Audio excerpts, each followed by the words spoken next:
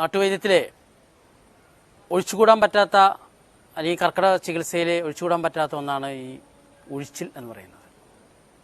ഉഴിച്ചിൽ കൊണ്ട് ഉദ്ദേശിക്കുന്നത് ശരീരത്തിലുണ്ടാകുന്ന ദുർമേധസ്സുകളെ പുറത്തു കൊണ്ടുവരുവാനും നമ്മൾ പണ്ടുകാലത്തൊക്കെ അല്ലെങ്കിൽ നമുക്കുണ്ടായിരുന്ന എന്തെങ്കിലും അപകട സാധ്യതകൾ ശരീരത്തിലുണ്ടായിട്ടുണ്ടെങ്കിൽ അതിനെ നിവാരണം ചെയ്യാനുമാണ് ഈ കർക്കിടക മാസത്തിൽ ഒഴിച്ചിൽ ഉപയോഗിക്കുന്നത്. ഞാൻ പറഞ്ഞു, ഭൂമി തണുത്തിരിക്കുന്ന സമയമാണ്. ഈ സമയത്ത് തന്നെ കഷായരസങ്ങൾ ഉപയോഗിക്കുന്ന രീതി ആയുർവേദത്തിലുണ്ട്. അതുപോലെ തന്നെയാണ് ഈ നാട്ടാചാരന്മാർ, നാട്ടു ആശാന്മാർ ഈ ഉഴിച്ചിൽ നടത്തിയിരുന്നത്. ഈ ഉഴിച്ചിലിൻ്റെ ഉദ്ദേശം എന്ന് പറയുന്നത് നേരത്തെ പറഞ്ഞ പോലെ തന്നെ രോഗപ്രതിരോധ ശേഷിക്ക് വേണ്ടിയാണ് ഉഴിച്ചിൽ നടത്തുന്നത്. ഇത് കർക്കിടക ചികിത്സ അല്ലെങ്കിൽ കർക്കിടക മാസത്തിലെ ഒരു ചികിത്സാ പദ്ധതിയാണ്. ഇതിൻ്റെ ഭാഗമായിട്ടായിരിക്കാം ചിലപ്പോൾ ആയുർവേദ സെൻ്ററുകളിലും മറ്റു സെൻ്ററുകളിലൊക്കെ ഉഴിച്ചിൽ നടത്തിയിരിക്കുന്നത്. എന്നിരുന്നാലും നാടൻ ഉഴിച്ചിൽ എന്ന് പറയുന്നത് ഒരു രോഗിയെ അല്ലെങ്കിൽ ഒരാളെ കമഴ്ത്തിക്കെടുത്തിക്കൊണ്ട് അതിമിതമായ, അതായത് ധന്വന്തരം കുഴമ്പ്, ധന്വന്തരം തൈലം, കർപ്പൂരാതി തൈലം, സഹചരാതി തൈലം എന്നീ തൈലം ഉപയോഗിച്ചുകൊണ്ട്, ശരീരത്തിന് ഉതകുന്ന തൈലം ഉപയോഗിച്ചുകൊണ്ട് ചെയ്യുന്ന രീതിയാണ് ഉഴിച്ചിൽ എന്ന് പറയുന്നത്. ഉഴിച്ചിൽ തരുന്ന പലതരത്തിലുള്ള ഉഴിച്ചിലുണ്ട്. കൈകൊണ്ട് മാത്രം ഒഴിയുന്ന ഒഴിച്ചിലുണ്ട്, കാൽ കൊണ്ട് മാത്രം ഒഴിയുന്ന ഒഴിച്ചിലുണ്ട്, കിടത്തി ഒഴിച്ചിലുണ്ട്, ഇരുത്തി ഒഴിച്ചിലുണ്ട്, നിർത്തി ഒഴിച്ചിലുണ്ട്. അങ്ങനെ പലതരത്തിലുള്ള ഒഴിച്ചിലുകളും ഇന്ന് നമ്മുടെ കേരളത്തിലെ ഈ കർക്കിടക ചികിത്സയുടെ പദ്ധതിയായിട്ട് ഇതിൻ്റെ ഭാഗമായിട്ട് കണ്ടുവരുന്നുണ്ട്. എന്നിരുന്നാലും നാടൻ ഒഴിച്ചിലിപ്പോൾ ചെയ്യുന്നുണ്ടോ എന്ന് നമ്മൾ സംശയിക്കേണ്ടിയിരിക്കുന്നു. എന്നിരുന്നാലും കേരളത്തിൻ്റെ വടക്കൻ മേഖലകളിൽ ഇപ്പോഴും ഇത്തരം ഒഴിച്ചിലുകൾ, കളരി ചികിത്സ ഒഴിച്ചുകൾ അല്ലെങ്കിൽ കർക്കിടക ചികിത്സ പദ്ധതികളുണ്ട്. അത് റിസോർട്ടുകളിലോ അല്ലെങ്കിൽ ആയുർവേദ സെൻ്ററുകളിൽ മാത്രമല്ല, അവിടെ നിന്ന് കളരി സ്ഥാപിച്ചിരിക്കുന്ന കളരി ഗുരുക്കന്മാരെ ഒഴിച്ചിലോട് കൂടിയിട്ട്, ആയാസത്തിന് വേണ്ടി ഒഴിച്ചിലോട് കൂടി നടത്തുന്നു. ഇത് ഇന്നുള്ള രീതിയല്ല. ഇതൊക്കെ പണ്ട് നമ്മുടെ പൂർവികരെ അല്ലെങ്കിൽ കാരണന്മാരൊക്കെ പറഞ്ഞു കേട്ടുള്ള അവർ ചെയ്തിരുന്ന പ്രവൃത്തിയാണ് ഒഴിച്ചിലെന്ന് പറയുന്നത്. അപ്പോൾ കർക്കിടക ചികിത്സ എന്ന് പറഞ്ഞാൽ അതിൻ്റെ രൂപരേഖയിൽ വരുന്നതാണ് ഒഴിച്ചിൽ എന്ന് പറയുന്നത്. ഒഴിച്ചിലോട് അനുബന്ധിച്ച് പറയുന്നതാണ് കിഴി. നമ്മൾ നേരത്തെ പറഞ്ഞു, ഇലക്കിഴികൾ നമ്മുടെ ശരീരത്തിൻ്റെ എവിടെയൊക്കെ വേദനയുണ്ടോ, എവിടെയൊക്കെ നീരുണ്ടോ അവിടെയൊക്കെ ഇതിന് ശേഷം ഇലക്കിഴികൾ വെക്കാറുണ്ട്. ഇതൊക്കെ ശരീരത്തിനെ ബലവത്താക്കുന്നതിലുപരിയായിട്ട് ഒരു റിലാക്സേഷൻ, അതിൽ ബോഡി മൊത്തം ഒരു റിലാക്സേഷൻ ഉണ്ടാകുന്നു. അതുകൊണ്ടാണ് അത് ആചാര്യന്മാർ പറയുന്നത് ദീർഘായുസ്സും ഉണ്ടാവും, പിന്നെ സർവ്വവിധ എല്ലാ രോഗങ്ങളിൽ നിന്നും വിമുക്തി നേടുന്നതാണ് ഈ ഉഴിച്ചിലിൻ്റെ ലക്ഷ്യം എന്ന് പറയുന്നത്. അപ്പോൾ ഉഴിച്ചിൽ തന്നെ ക്രമം, അതായത് അതിൻ്റെ ഒരു ക്രമമുണ്ട്. ഉഴിച്ചിലിന് സാധാരണ ഉഴിച്ചിൽ എന്ന് പറയുന്നത് 7 ദിവസമാണ് ഉഴിച്ചിൽ. അതുപോലെ തന്നെ 14 ദിവസം, 21 ദിവസം, ഇതാണ് അതിൻ്റെ കോഴ്സ് എന്ന് പറയുന്നത്. 7 ദിവസം ഒഴിച്ചിൽ കഴിഞ്ഞതിന് ശേഷം 7 ദിവസം നല്ലരിക്ക എന്ന് പറയുന്ന ഒരു ഇതുണ്ട്. നല്ലരിക്ക എന്ന് മീൻസ് അതായത് ഫുൾ റിലാക്സ്, ഒരു പണിയെടുക്കാതെ നല്ല ഭക്ഷണം കഴിച്ചുകൊണ്ട്, നല്ല ആഹാരം കഴിച്ചുകൊണ്ട്, മരുന്നുകൾ കഴിച്ചുകൊണ്ടുള്ള രീതിയാണ് നല്ലരിക്ക എന്ന് പറയുന്നത്. അത് ഇപ്പോൾ അങ്ങനെ രീതി എല്ലാവരും സ്വീകരിക്കുന്നുണ്ടോ എന്ന സംശയമാണ്. എന്നിരുന്നാലും ഈ ചികിത്സാ പദ്ധതിയുമായി ബന്ധപ്പെട്ടുകൊണ്ടുള്ള ഒരു വലിയ ചികിത്സ കഴിഞ്ഞതിന് ശേഷം ഉപയോഗിക്കുന്നതാണ് നല്ലരിക്ക എന്ന് പറയുന്നത്. രോഗത്തിനെ പ്രതിരോധിക്കാൻ വേണ്ടി നമ്മൾ പണ്ടുകാലത്ത് എണ്ണ തേച്ചിരുന്ന പോലെ തന്നെയാണ് ഇപ്പോഴും ഈ ആയുർവേദത്തിലെ 7 ദിവസം ഉഴിച്ചിലൊക്കെ നടത്തുന്നത്. എന്നിരുന്നാലും ഇപ്പോൾ ഇനി അടുത്ത ഘട്ടത്തിലേക്ക്, അടുത്തത് നമുക്ക് ഉഴിച്ചിൽ, കൈകൊണ്ട് ഉഴിച്ചിലും കാൽ കൊണ്ട് ഒഴിച്ചിലും അതിനുപയോഗിക്കുന്ന എണ്ണയിലേക്ക് അപ്പോൾ നമുക്ക് ഏറ്റവും സുപരിചിതമായിട്ടുള്ള കുറച്ച് ഇലകൾ എടുത്തുകൊണ്ട് അത് അരിഞ്ഞ്, വളരെ കൃത്യമായിട്ട് അരിഞ്ഞ്, ഏകദേശം ഒരു തുണിൻ്റെ ഒരു കിഴിയുണ്ടാക്കി എണ്ണയിൽ പലതരത്തിലുള്ള തൈലങ്ങൾ ഉപയോഗിക്കാറുണ്ട്. ധന്വന്തരം തൈലം, സഹചരാതി തൈലം, പിണ്ടതൈലം, കർപ്പൂരാതി തൈലം, അങ്ങനെ അസുഖത്തിനനുസരിച്ച് തൈലങ്ങൾ ഉപയോഗിക്കാറുണ്ട്.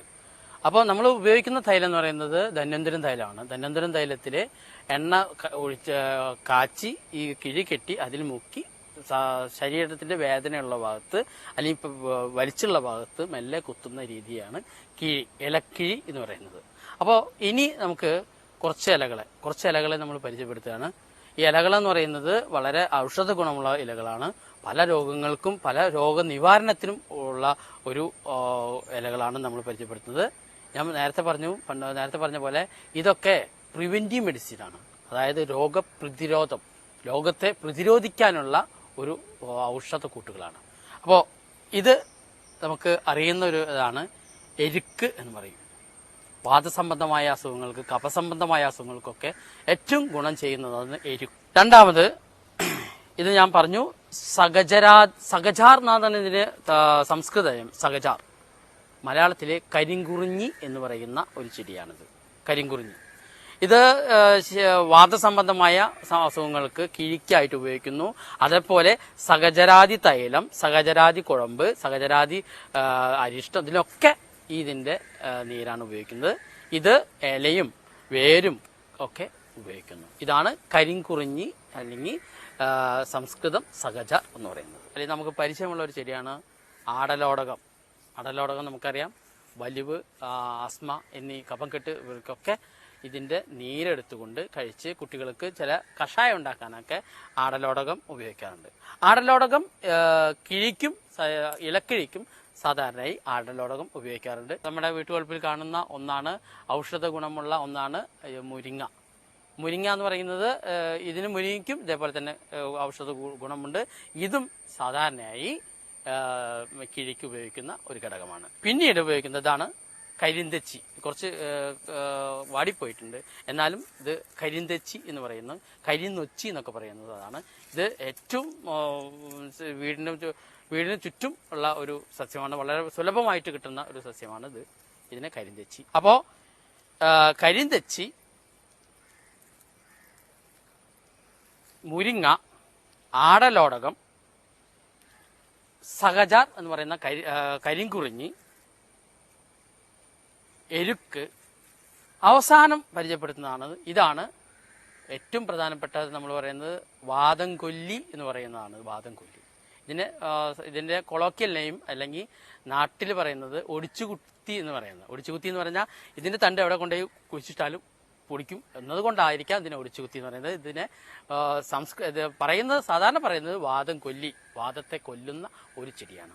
ഇനി ഈ ചെടികളൊക്കെ മൊത്തം വളരെ ചെറുതാക്കി അരിഞ്ഞ് നമ്മൾ ഉണ്ടാക്കുന്ന എണ്ണയിൽ, നമ്മൾ ഉപയോഗിക്കുന്ന എണ്ണ ചിലപ്പോൾ ധന്വന്തരം തൈലമായിരിക്കാം, കർപ്പൂരാതി തൈലമായിരിക്കാം, പിണ്ട തൈലമായിരിക്കാം, ഏതെങ്കിലും തൈലിൽ അത് ഒരു വഴറ്റിയെടുത്ത് ഒരു കിഴി, തുണി കൊണ്ടൊരു നിശ്ചിത അനുപാതത്തിൽ കിഴി കെട്ടി മെല്ലെ കുത്തുന്നതിനാണ് ഇലക്കിഴി എന്ന് പറയുന്നത്.